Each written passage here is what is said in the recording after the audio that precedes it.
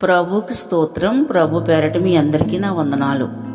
ఎఫెసీయులకు రాసిన పత్రిక 5వ అధ్యాయం 6-7 వచనాలు చదువుకుందాం.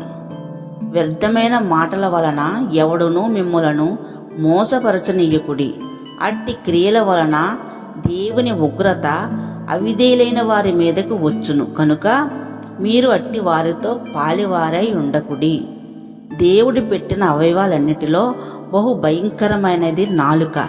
ఈ నాలుక ద్వారా వచ్చే మాటల వలన సమస్తము సమకూర్చబడుతుంది లేదా సమస్తము నాశనం అవుతుంది. కాబట్టి మనుషులు పలికే వ్యర్థమైన మాటల వలన మనం ఎందులోనూ మోసపోకూడదు.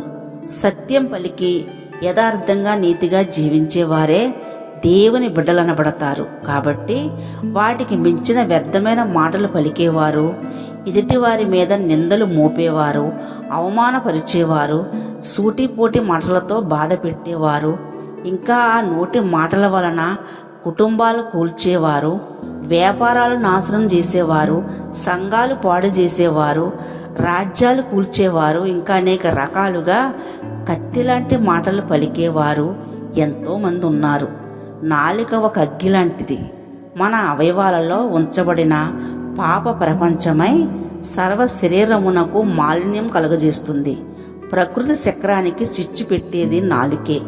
ఆ నాలుక చిన్నదైనా బహుగా అదిరిపడుతుంది.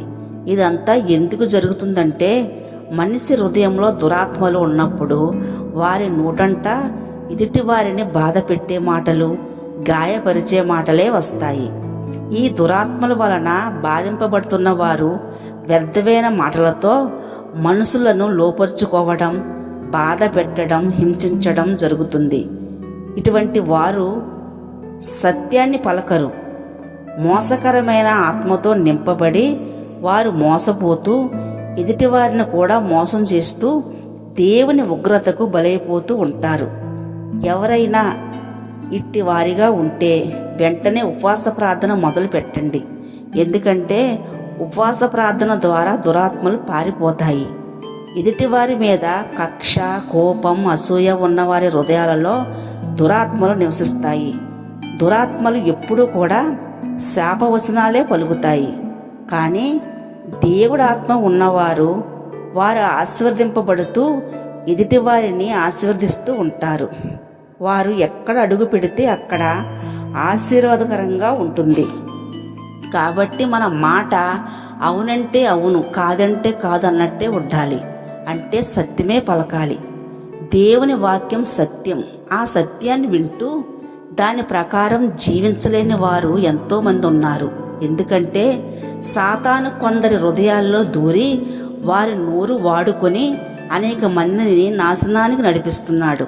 అయితే దేవుడు కొంతమందిని నోటిని బూరగా వాడుకొని అనేక బ్రతుకులను వెలిగిస్తున్నాడు. నశించిపోయే ఆత్మలను రక్షిస్తూ రక్షణలోకి నడిపిస్తున్నాడు. మనసులో ఉండే దురాశ గర్భము ధరించి పాపాన్ని కంటే ఆ పాపం పరిపక్వమై మరణానికి దారితీస్తుంది. కాబట్టి మనుషులు పలికే వ్యర్థమైన మాటల వలన మోసపోకుండా శ్రేష్టమైనదేదో, సంపూర్ణమైనదేదో, సత్యమైనదేదో తెలుసుకొని దేవునికి విధేయులై జీవిందాం. దేవునికే మహిమ ఘనత కలుగునుగాక. ఆమెన్.